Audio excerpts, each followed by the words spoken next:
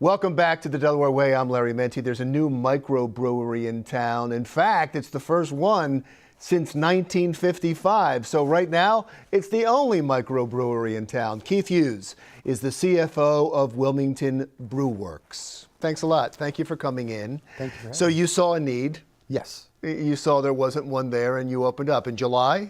In July, that's correct. We had about a month of private ticketed events where we did something called Flights of Discovery, and we had people come in and we connected with people in the community where we talked about our beer, and we actually talked about the history of the building, which was quite interesting. What is the history of the building? So the building was actually built in 1917 by Francis Irénée DuPont, who was the first director at the experimental station.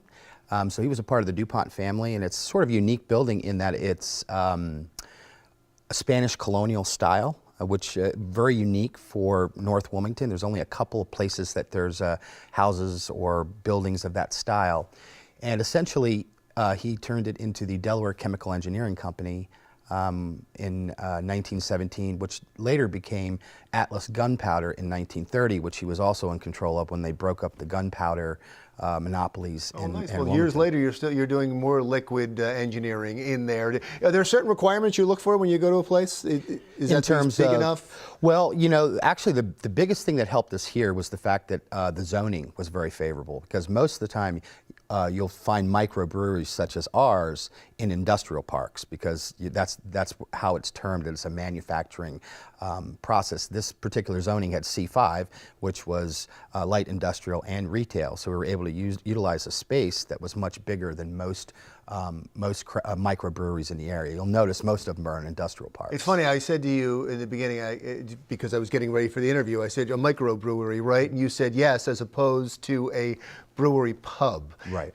Explain the difference. Yeah, so a brew pub essentially has food in it. You know, and so there are a couple of examples, obviously in Wilmington with Iron Hill and Stitch House, which opened a few months before us.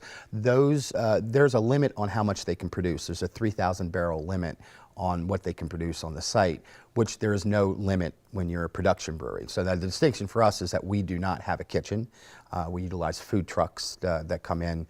In some ways, it's great because, I mean, like when we got into the business, our idea was to do a brewery, because as soon as you do a kitchen, you're kind of really defined by the kitchen, and the beer is a little bit ancillary to the food that you produce. So our idea was that we wanted to be brewers, and we wanted to be in the brewing industry. And that's really what kind of drove us towards this type of a location.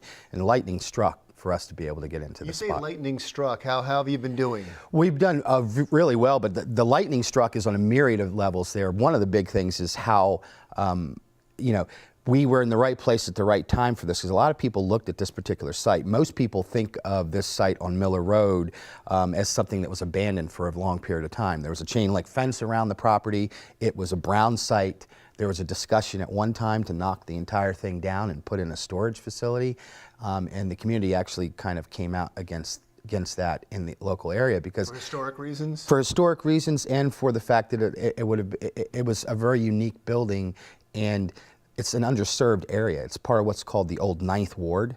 The very first night that we had something, we had one of our neighbors, who a lot of people in the area know as the Pie Lady, walked up to us and brought a pie that said "Welcome WBW" on it. And it was just sort of like that realization. We're sitting right across the street from Haynes Park.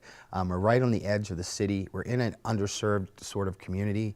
And what our establishment really does is it creates an anchor. So you said you're in Miller Avenue. How do I find your place? Miller Place. It's Miller Road. It's on Miller Road. It's most people would say that are in the area, you know, how do I get there? It's basically you make a left on Broome Street when you're heading south on 202.